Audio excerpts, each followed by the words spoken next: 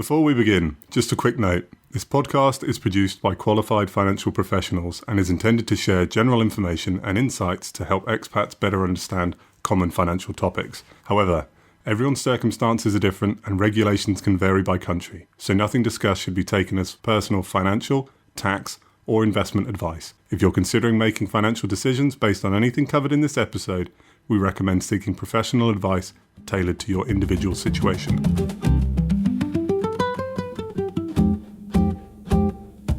Hi, I'm Georgina, and you're listening to Expert Money Matters. At Chase Buchanan, we know your time is valuable, so we've taken our signature weekly market update email and turned it into this easy-to-digest audio briefing, so you can stay informed while you're on the move.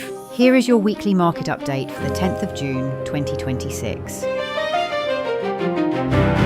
Good morning or good afternoon, depending on where you are in the world. There is plenty of debate at the moment about the sustainability of recent equity market gains. So today we thought we would briefly weigh up both sides of that debate and look at what is shifting for cross-border wealth. Let's start with the market rally. It is impossible to ignore the signs of speculative behavior. That said, most observers would not yet describe these conditions as extreme. On the positive side, there is still strong fundamental support behind many of the recent market winners, particularly those companies that now make up a large share of global market capitalization. But valuations are also looking rich in certain areas, and one prominent strategist has pointed to a range of signals suggesting that parts of the market may now be vulnerable to near-term profit-taking. They also highlighted approaching bubble-like conditions in the semiconductor space. This is not limited to individual companies. It also extends to the main equity indices in South Korea, Taiwan, and Japan, where a relatively small number of stocks now account for a significant proportion of the broader market. There are also signs of over-exuberance among retail investors. Derivative trading has picked up noticeably, and trading in call options has now reached its highest share of total market volume in the last 4 years. So if this highly concentrated environment is the dry tinder, what could be the match? There is more than one possible trigger. First, we have seen some softer first quarter earnings and cautious forward guidance within the technology sector.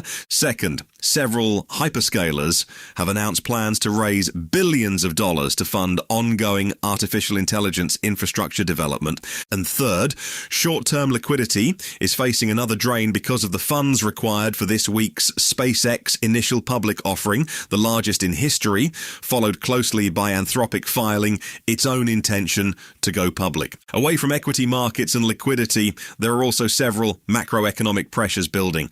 The lack of diplomatic resolution in the Middle East continues to weigh on energy markets. Oil-related inventories are dwindling, and Brent crude has been pushing back up towards $97 a barrel. Then came Friday's surprisingly strong U.S. employment report. Non-farm payrolls surged by 172,000 jobs, well above the market consensus of 85,000. This resilience has increased expectations of tighter monetary policy and a stronger U.S. dollar. The European Central Bank also meets this Thursday, the 11th of June. With Eurozone inflation still sticky at 3.2%, the ECB is widely expected to raise rates to 2.5%. That would widen the policy gap with a gridlocked Bank of England. So what does all of this mean for expatriates and globally mobile families? For now, there is no clear sign of deteriorating earnings momentum, but this combination of market concentration, currency pressure, policy divergence, and fiscal change does alter the environment. One important issue is the currency squeeze. If the Eurozone raises interest rates while the UK remains in a higher-for-longer stalemate at 3.75%, sterling may face structural downward pressure. For British expats drawing fixed sterling pensions or UK rental income to cover euro-denominated living costs, that currency split can directly reduce real-world purchasing power.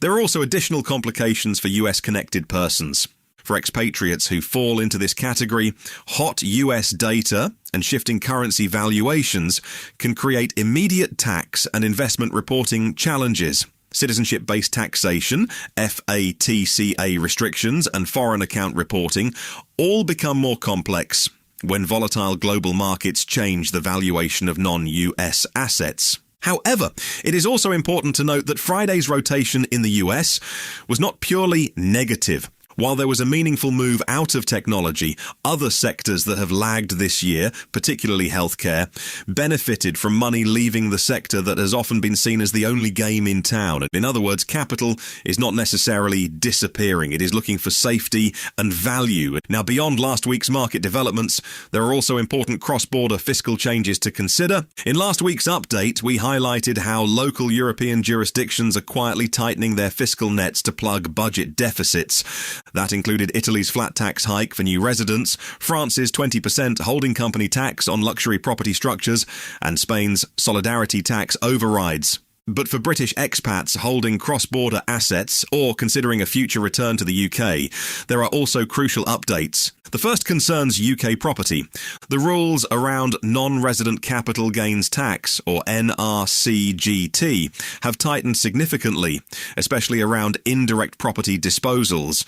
When combined with upcoming rate increases on UK rental income, the fiscal burden on offshore landlords is growing. That means legacy property structures may now need urgent efficiency reviews. The second issue is the temporary non-residence trap. For expats who lived in the UK for 4 out of the 7 years before leaving, returning to the UK within 5 years can trigger a strict anti-avoidance rule. New regulations have expanded this net to include close company distributions made during a period abroad. So, an uncoordinated return to the UK could create a retrospective tax bill on offshore corporate earnings.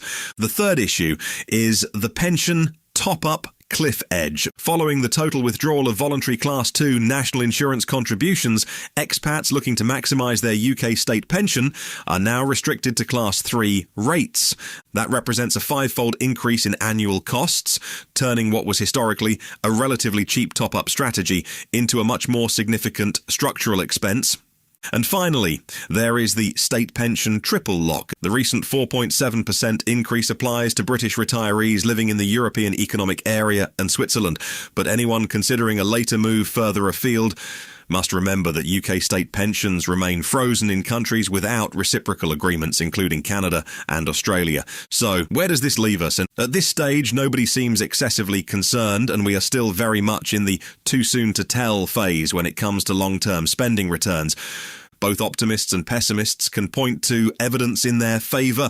Our view is that while the number of potential red flags has increased, we are not yet in a state of pronounced over-exuberance.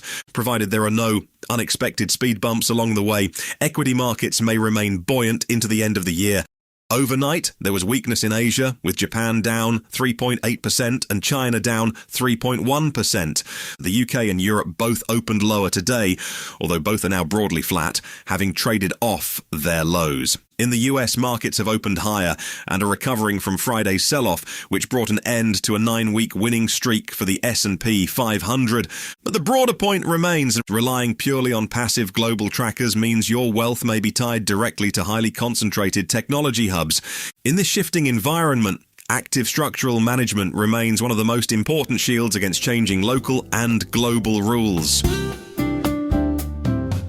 And that wraps up this week's Market Snapshot. If you'd prefer to get the information before it's published here, you can sign up for the update directly on our website. Just visit chasebuchanan.com and subscribe and get the update delivered straight to your inbox, giving you a head start on the week. Thanks for listening to Expert Money Matters.